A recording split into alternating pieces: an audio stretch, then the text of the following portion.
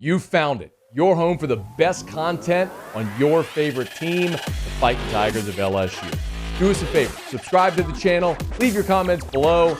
Be sure to smash that like button.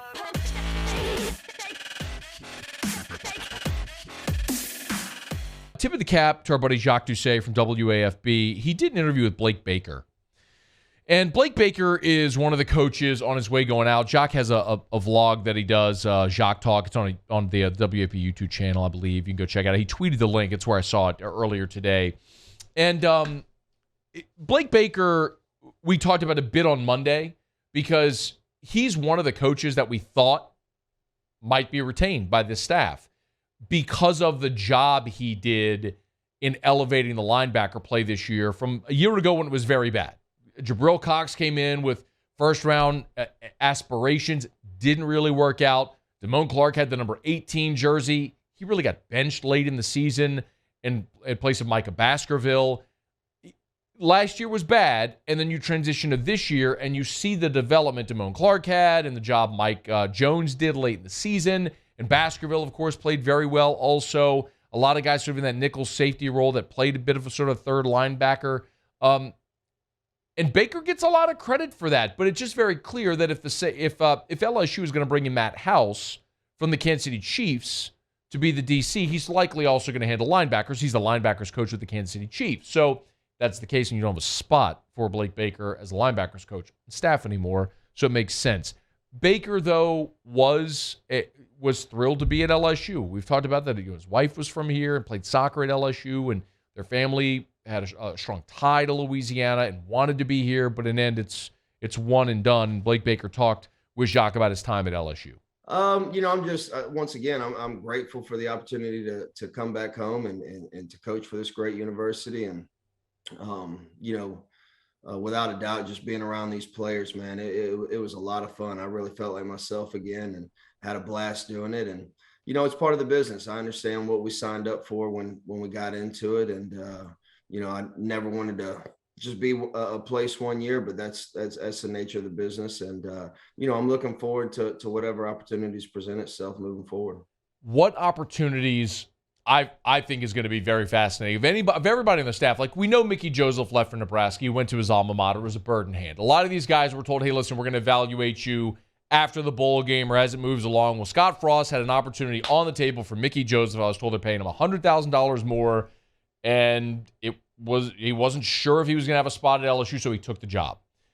Blake Baker was in a similar spot where he had offers.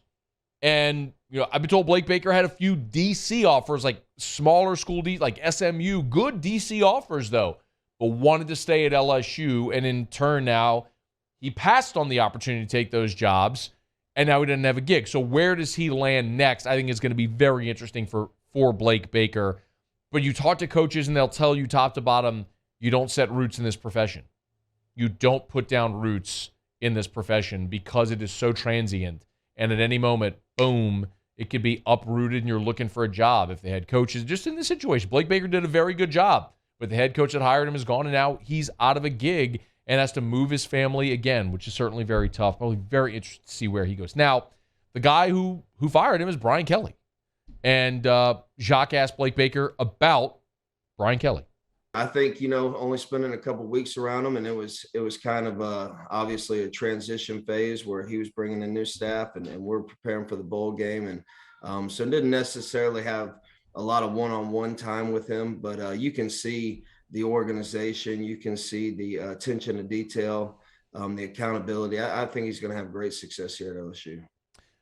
Go back to the point there where he didn't have a lot of face-to-face time with him. I know this is hard for a lot of fans to believe and understand, but that's kind of how Brian Kelly has chosen to run this early, where he really hasn't had a lot of communication with the staff.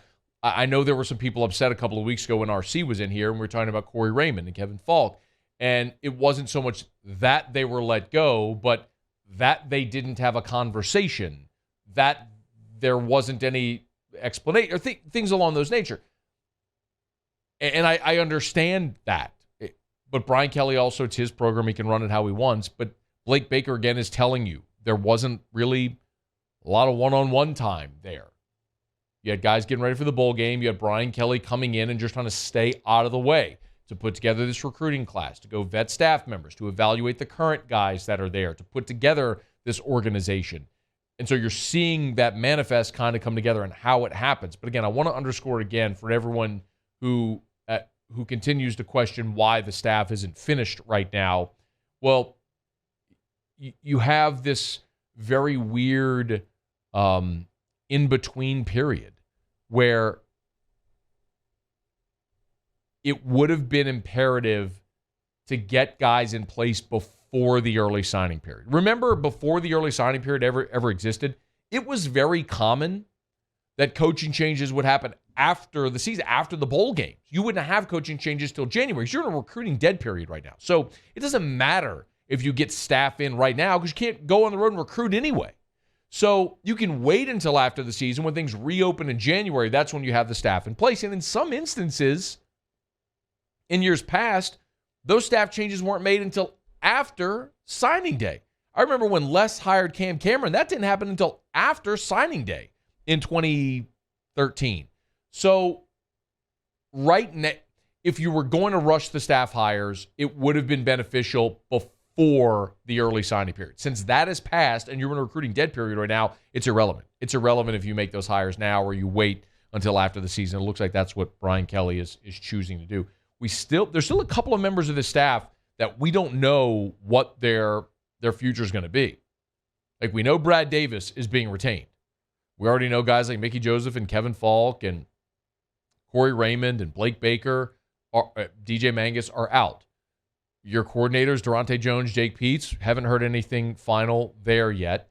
And we also don't know about Andre Carter, the defensive line coach. So we know that Greg McMahon has retired, your special teams coordinator, and that spot has been replaced. And we also know that Tommy Moffitt is out as special teams coordinator, and that spot's been replaced. So we still have to wait and see what happens with the two coordinators, with Peets and Jones, and then also with Andre Carter, who's the only other staff member on field. We haven't learned his fate yet. So in time we will.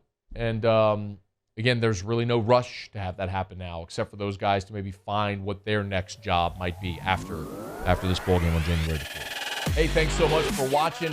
Please leave your comments. I love to interact. And be sure to hit the red subscribe button below.